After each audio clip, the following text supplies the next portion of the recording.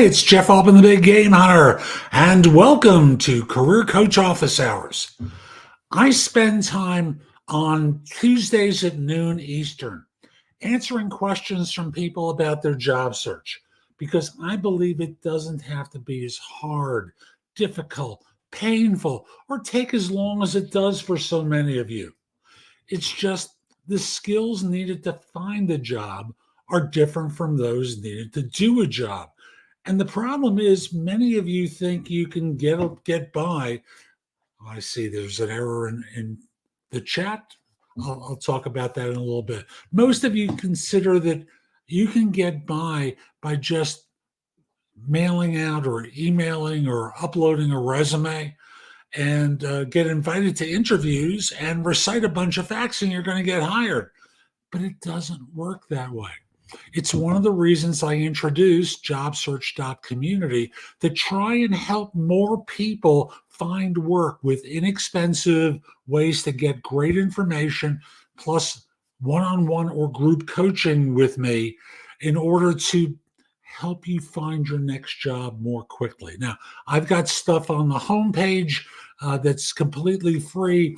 You can become an insider at different levels, and I can help you that way. So again, that's jobsearch.community.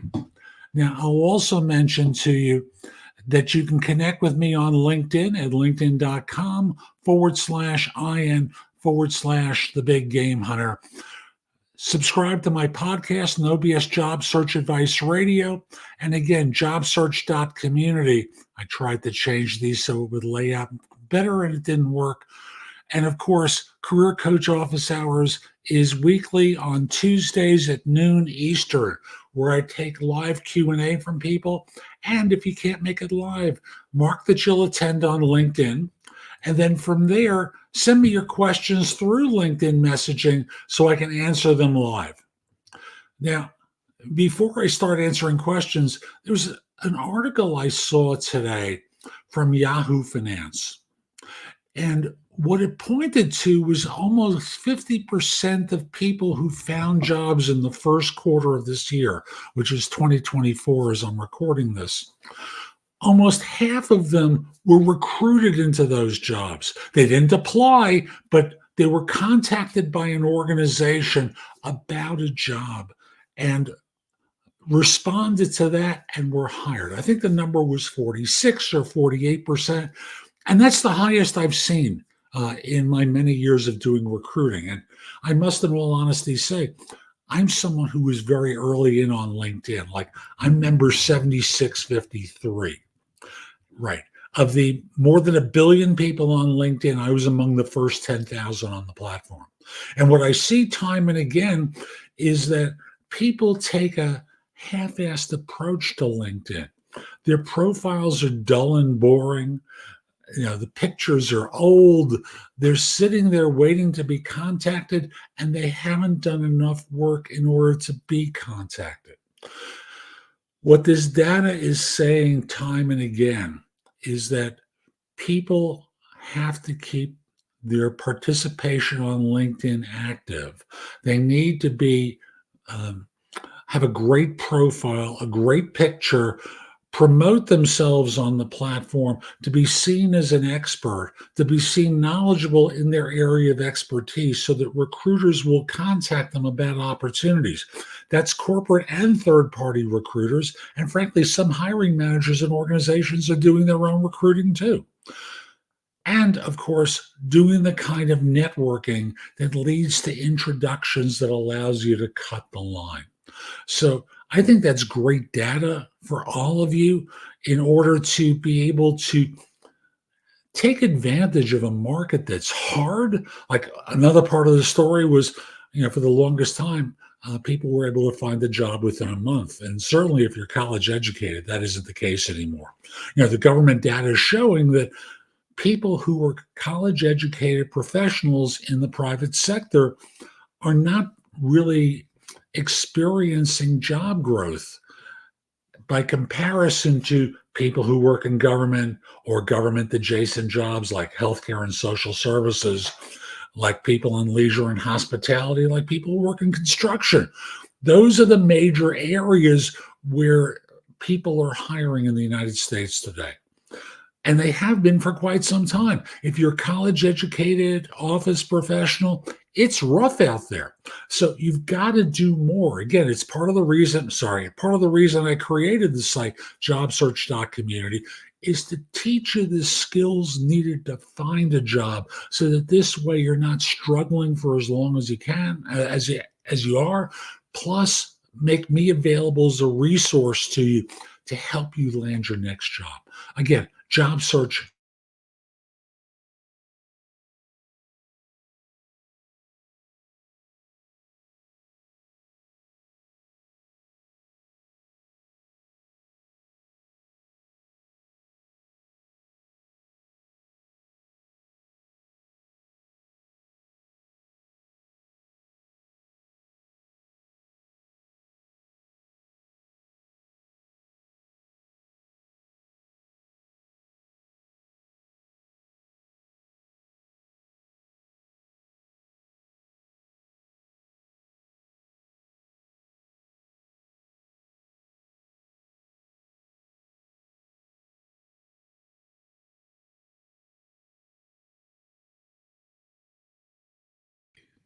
I'm sorry. For some reason, the mic got muted for reasons I don't know.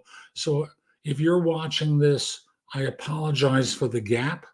And I hope to be able to help you with your search. So let me just check one thing. Yeah. So I received a number of questions from people in advance of the show. And let me start with the first one. And again, if you've got a question for me, put it in the chat so I can help you. Okay. And the first one is, what do people that work in staffing look for when headhunting for junior roles? Well, it starts off with they've seen a resume or LinkedIn profile. And it prompts, because when I think of headhunting, I'm thinking of what I was talking about before, aggressively looking for people. So maybe they've seen your resume on a job board, maybe they've seen your profile on LinkedIn, they've done a keyword search and identified certain keywords that kind of fit with what they're looking for their client. Remember, it's for their client. So what do they care about? The skills that their client has specified for them. That's number one. Number two is a background that's okay for that client. And I say that because some firms are more rigorous about job hopping than others. Some people have more concerns about oral communications, which you can't discern from a resume or LinkedIn profile unless it's badly written that demonstrates that you're someone whose oral communications would be poor. But ultimately, they're going to want to talk with you and hear how you tell the story of your background so that in this way, they get a flavor for you and your experience to determine whether or not they want to refer you to their client. I said because I worked in recruiting for so many years. So every once in a while, it slips out. I have not done it for 10 years. I'm out of recruiting. I coach people now. People hire me for no BS job search coaching and career advice globally. I make the process of finding a job and succeeding at it much easier.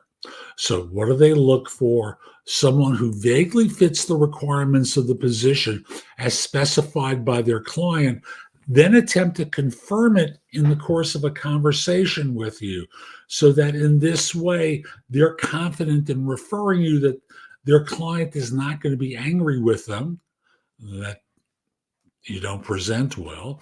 And at the same time, they have a chance of earning a fee. That's fundamentally what they do when they do the initial screening. Here's the next question. Is it appropriate, here we go, to inform your interviewer, they're not your interviewer, it's the interviewer, that they will be answering the questions instead of asking them during an interview? I'm laughing because you're such a jerk. It's a two-way street. They're going to give you a chance to ask questions, and you need to let them do their job too. and let them ask you questions so they can evaluate and assess you. If you're going to try and initially start off with an inquisition, well, I think very simply, when I was in that seat, when I did recruiting and someone, came to my office or I spoke with on the phone and they said, I'm going to ask you all the questions, and depending upon your answers, I'm going to decide whether or not to pursue this conversation. I start off by saying, let me do my job. You'll have time to ask me questions. And if they said no, I very simply said, I'm not interested in playing this game. Goodbye. So should you do this? Should you tell them that you're going to make them answer questions during the interview, not them asking you? I think it's a joke. Yeah, tell them. Enjoy yourself. Tell them that you're going to try and put them on the defensive, answering questions, lots of questions, because you want to know stuff, and not trust that they're going to give you a chance to ask questions. It's you're being childish. And it's not that I don't want you to get questions answered, but again, it's like dating. Each of you has to fall in love, and they're going to give you time to ask questions. Let them do their job and screen you too. What is the significance of the verified badge on LinkedIn, on a LinkedIn profile? Are there any advantages to having this badge, or is it purely for visual purposes? I was reluctant to go through the process, but once I started to, I realized it had a real purpose to it. Now, they're looking for some verification that you are a human being. Well, that should be obvious that you're a human being. Your picture is there, and that's the problem. When it's just a picture, when there's just an image, then the problem comes down to, excuse me, there's a lot of phony profiles on LinkedIn. And there are things that LinkedIn is going to ask for to verify that you're a human being. I don't remember the specifics. I think there was a passport photo that was going to need to be taken. There were a variety of different other things that would allow you to be determined to be a human being. And thus, the verified badge isn't just simply like the equivalent of the old Twitter blue check mark. What it is a way of verifying that a human being is there and that you're going to be engaged in a conversation with a human being. So related to this was another question I got. I put them next to one another. I forgot to introduce it here. So let me do that now. Is it more likely for an individual or a company page to be accepted for a LinkedIn verification badge? I believe they're only available to individuals. And again, for me, who's contacted with regularity, the verification badge allows me to know that a human being is there, and I'm going to be engaged in some communication with a human being, not a fake profile of someone from another country who's going to try to scam me. I hate those approaches, and I get them all the time. And all I do is block them, which is a waste of my time, but I'm not reporting them to LinkedIn because, frankly, LinkedIn doesn't do anything about it. And all they do is they tell me, sorry, bud, we're not going to do anything more here. And I feel like my time is being wasted. Again, they verify that a human being is on the other side here. And I'll just remind you, if you've got a question about job search, put your question into chat so I can answer it live, okay?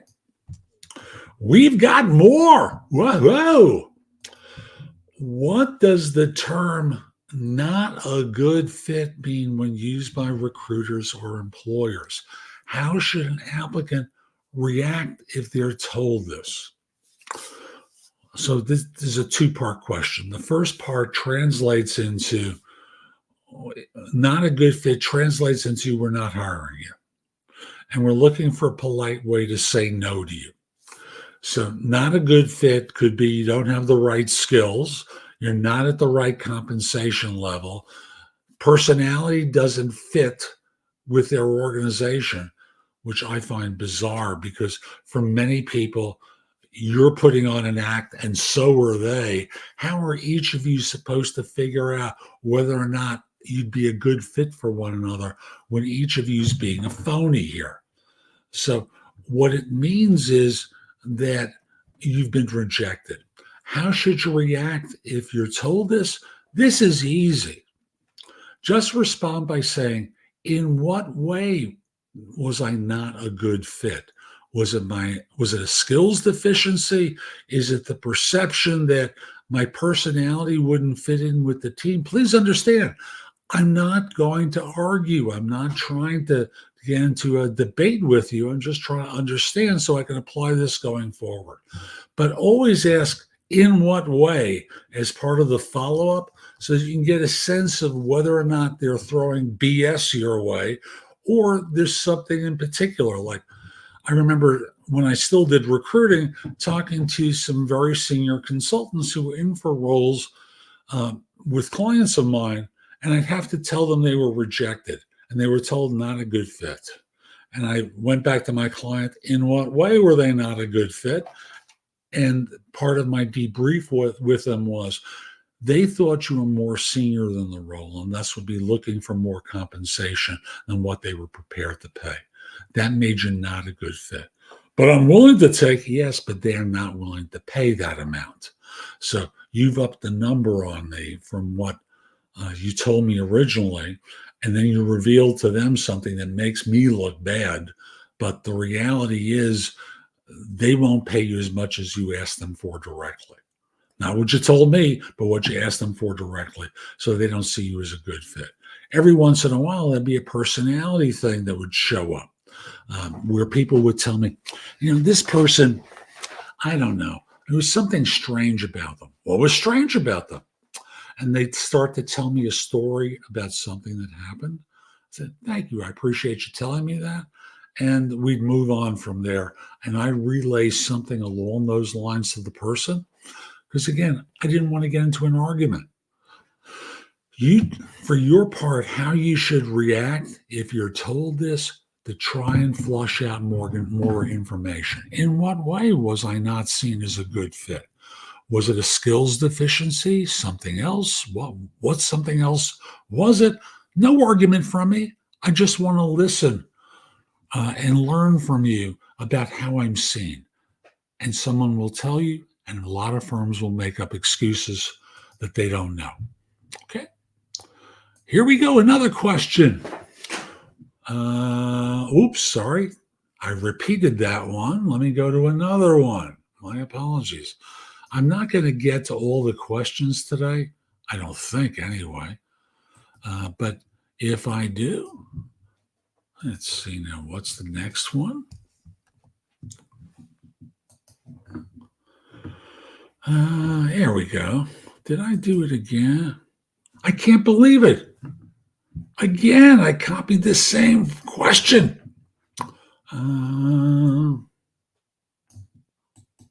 Let's try this again. Yeah, I got the right one. That'd be next. Thank you very much. I got a message from a recruiter wanting to schedule an interview, but first they want a pre-recorded. Well, that's an interesting. I didn't, but okay. Sorry, an error message came up in chat saying I rejected a comment, which I didn't do. So let's move on. I got a message from a recruiter wanting to schedule an interview, but first they wanted a pre-recorded one. Do recruiters value pre-recorded interviews, even though they spend just seconds on a resume, which I assume means reading a resume? Yeah, it's a time saver for them. Basically, you're being asked to do a pre-recorded interview to go in deeper with elements of your background that they want to know more about. So, Yes, they saw some information in the resume that gave them the idea you might be a fit for the role. Now, in the pre-recorded questions they're going to send to you, they want to go in deeper about what you did, how you went about doing it, and I'm sure other things as well. So get yourself to a place where you can feel comfortable. If you're going to record it on your phone, lock your phone in, your elbow in on an armrest so that you're talking directly to the phone, as I'm doing now, and just have a conversation with your phone. But you don't want to have a jitter to it. So yes, they value them because it's a time saver for them. It's asynchronous communication with you. And thus, what they're able to do is get some of their questions answered in advance of speaking with you. They can see whether AI will decipher your answer to determine your fit for the role. So be sure to present yourself powerfully, effectively, and connect with people in such a way as they understand you and your capabilities. Again, this is a job, um, the video interview as part of this. What they're looking for is that you present yourself well, that you're intelligent, you have certain skills that matter to them, and they're trying to go a little bit deeper into your background as a time saver for them, and frankly for you too. So again, I hope you found that helpful. And I'm just going to remind you, if you've got a question about your job search, put it into chat so I can help you. Also going to remind you here, connect with me on LinkedIn at linkedin.com/IN/the Big Game Hunter, and subscribe to No BS Job Search Advice Radio, which is the #1 podcast in Apple Podcasts for job search. Join me at jobsearch.community. Become an insider there. You'll see all the video courses, books, and guides that'll be available to you. And there's a lot. Plus, I can help you with your search. And of course, Tuesdays at noon Eastern is Career Coach Office Hours, where I take live Q&A from people. Okay? Oh, yes, I remember this one. The last round of 4 interviews, after the last round of 4 interviews, a month passed with no news. I sent an email to HR asking for an update, and they said, copying the HR head, "Sorry for the delay. We'll be in touch shortly with an update." Almost 3 weeks has passed. What's your interpretation? My interpretations have been you've been rejected. If they were in love, they'd be all over you, be making you an offer, keeping you engaged. They're not doing that now. So the result winds up being that they're trying to have you go away. That's really what it comes down to. They want you to go away. They're not courageous enough to say, "We're not interested."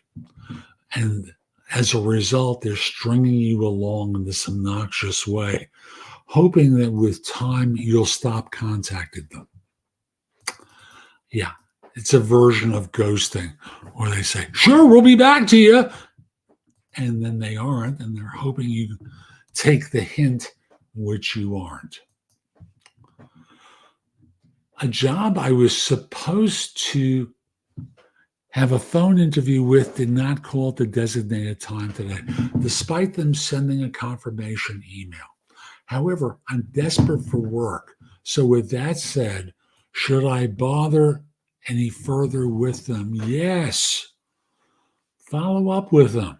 If you're going to do if the person who was supposed to speak with you was HR, a screener, someone along those lines, it may be very simply they missed the appointment because someone dragged them into something and they haven't had a chance to get back in contact. If it was a hiring manager, again, it could be the same thing, but the way I normally encourage people to follow up is to send an email to the person who you were on the calendar with. And the subject line should read, "Are you okay?" And then from there, the body might read, "We were scheduled to speak on Tuesday at 2 o'clock. I got a confirmation email. I didn't hear from you." And the result winds up being, "I just want to make sure. Are you okay?" Um, because I have to assume there was some reason why you bailed on the interview. And I just want to make sure you're all right. It's a very sweet way for them to then turn around and go, "Oh, I'm sorry. Something came up. My boss brought me into the office. We had a problem with this. I'm very sorry." And now you own them.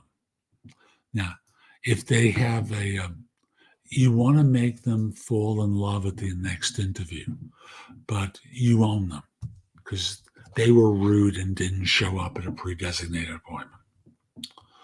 Here we go, another one. When you apply for jobs, is it a good thing or not necessary to look at their ratings before accepting an interview or a job? Okay. So you have to understand, I'm working with the assumption that what you're talking about in the way of ratings is something like looking for reviews of the company and what it's like to work there. So accept the interview. And after you've had the interview, then look at some of the comments that were made about this firm on Glassdoor, on LinkedIn, wherever it is that you would normally go. Now, here's the thing I want you to understand. Like a Yelp review for a restaurant, you have no idea what this person's like on the other side, unless they happen to be a friend of yours. Most of the time on Yelp, you're reading a review of someone, excuse me, who you wouldn't normally pay attention to, but they're on Yelp. They're reviewing a restaurant you're thinking of going to, so you listen. Same thing now with a job. This person could be a complete imbecile. They could be brilliant. But to me, the reviews to pay attention to are the ones with the middling comments about a firm. They're more measured. They're more mature. They're not there filled with hate. They passed me over for a raise, or they only gave me a 1% rate. It's none of that kind of nonsense. By having a review that's more measured, that's the people in the middle between the two extremes of, "This place is awful," and "this place is the best I've ever heard about," which, for all you know, could be a group of managers who've gotten together to try and push down the bad reviews further where no one will see them. And trust me, that happens. So I'll just simply say, make them fall in love first. And as you get closer to an offer, identify some of the reviews that have been written. See if the person in some way relates to the role that you've been interviewing with. If so, contact them directly and say, "I get the idea you were in such and such group. I'm frankly interviewing there. What was it like working there?" Oh. So the long and the short of it is, don't do it before the first interview. Do it before the third interview so you can raise it as a subject at the time you meet with the executive who runs the function. So I hope you found this helpful. I'm Jeff Altman. Visit my website, jobsearch.community. Jobsearch.community, where I've got great information to help you with your job search. I also want to mention, connect with me on LinkedIn at linkedin.com/IN/the Big Game Hunter. Mention that you saw this. I like knowing I'm helping some people. Once we're connected, your network is going to be a lot larger. Subscribe to No BS Job Search Advice Radio, which these days is a 7-day-a-week show, generally with shorter episodes. While I was on vacation in Vermont, I re-released some old interviews I had done that I wanted to share again. So normally it's 4 to 7 minutes in length. You've got the time for that. Again, jobsearch.community. Go there because I've got great information for free. Look at the elevator pitch video in particular. That's a very good one, and will help you talk about your background. And of course, Tuesdays at noon Eastern, Career Coach office hours will give you the opportunity to ask me questions and have me answer them for you. Again, I'm Jeff Altman. People hire me for no BS job search coaching and career advice globally because I make the process of finding a new job and succeeding at it much easier. Have a terrific day, and most importantly, be great.